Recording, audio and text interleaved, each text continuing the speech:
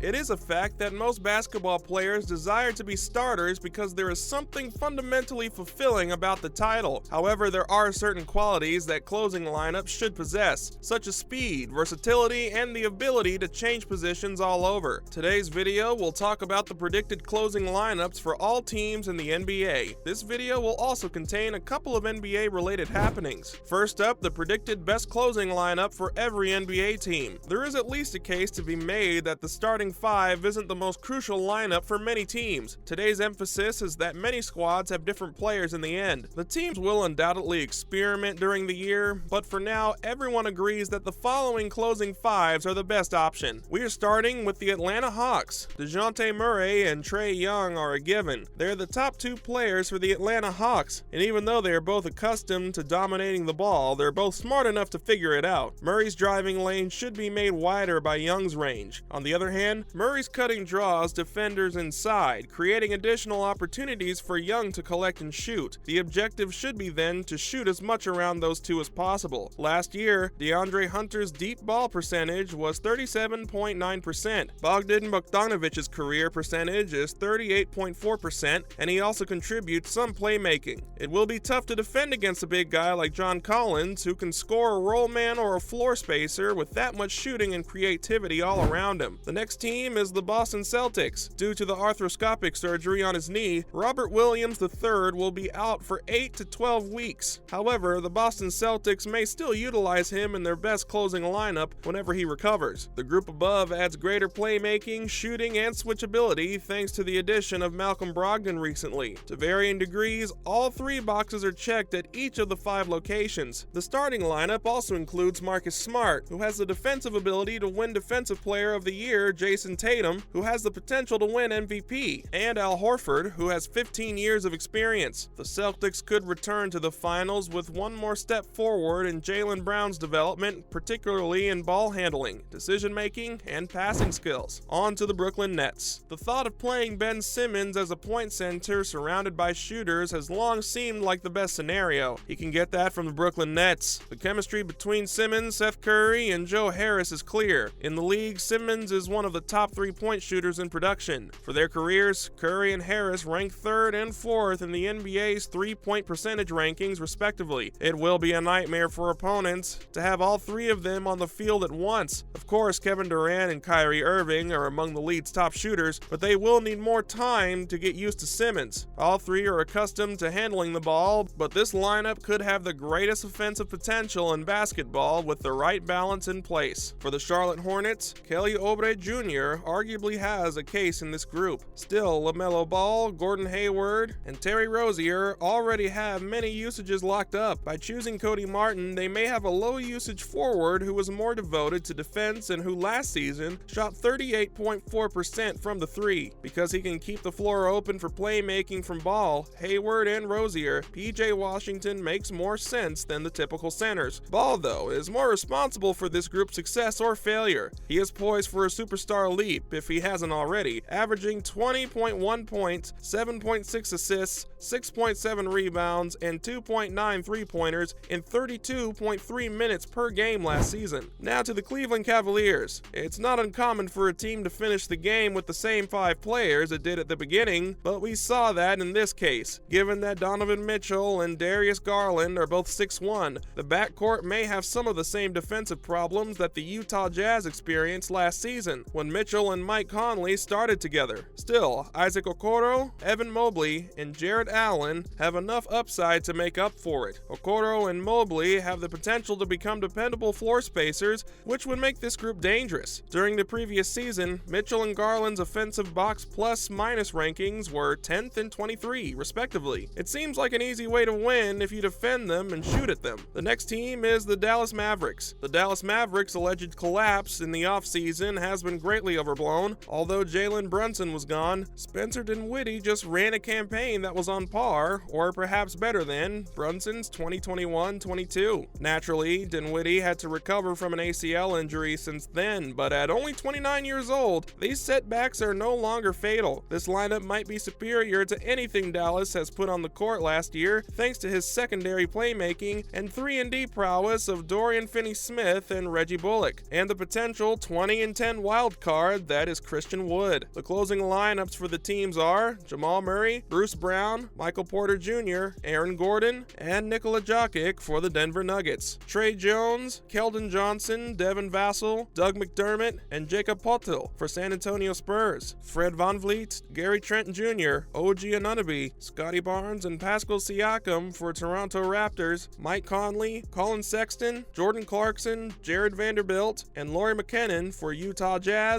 and Monty Morris, Bradley Beal, Denny Avdija, Kyle Kuzma, Avdija, and Kristaps Porzingis for Washington Wizards. There are a few more, but not to bore you, let's talk about some NBA news. Nate Robinson, a former NBA player, reports that he is receiving treatment for kidney failure. Nate Robinson, a former NBA player, said on Saturday that he is receiving treatment for renal kidney failure, a condition he has been battling for the past 4 years, according to Shams Charania of The Athletic and Stadium. Robinson decided to share his tale in a statement so that all those who were having problems speaking about this condition and coming together for a greater cause could hear him. Before he moved to the Knicks to complete the Kirk Thomas and Quentin Richardson trade, Robinson was drafted by the Phoenix Suns in the first round of the 2005 NBA draft. The 38-year-old played for the Knicks for 4.5 seasons. His greater year was in 2008 and 09 when he averaged 17.2 points, 3.9 rebounds, and 4.1 assists while shooting 43.7% from the field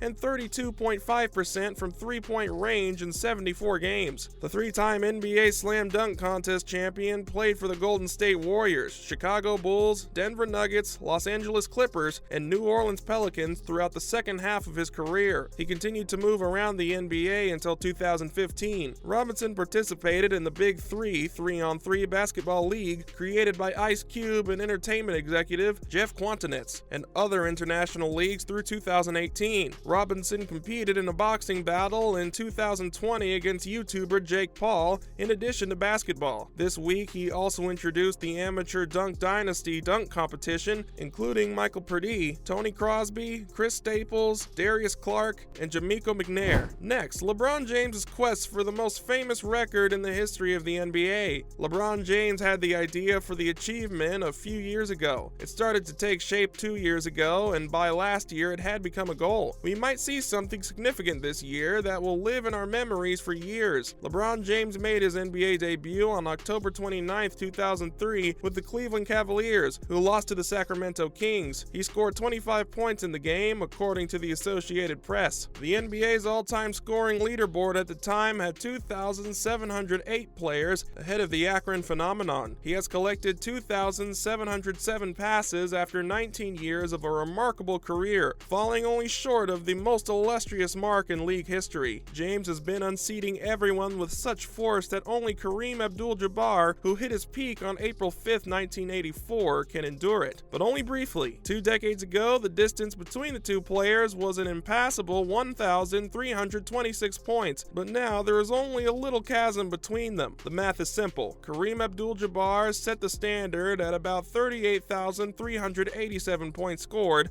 a number beyond the reach of all mortals. For everyone? No. LeBron now has 37.62 points. He has 49 games left to complete it based on his lifetime scoring average of 27.1 points per game. However, if we use the 30.3 points from the previous season as a benchmark, 44 will be sufficient for him. By the second half of January, he'll be there if injuries don't get in the way and he doesn't miss any games. LeBron will be extremely close to 39,000 points when he finally breaks the record, and if he plays for one more season, he might even get close to 40,000. He will leave a legacy for many generations, just like his predecessor did. Now you know the predicted closing lineups for all the NBA teams and some other NBA happenings. What other sport would you like us to feature? Could you inform us in the comments section? Please like and subscribe. Thanks for watching.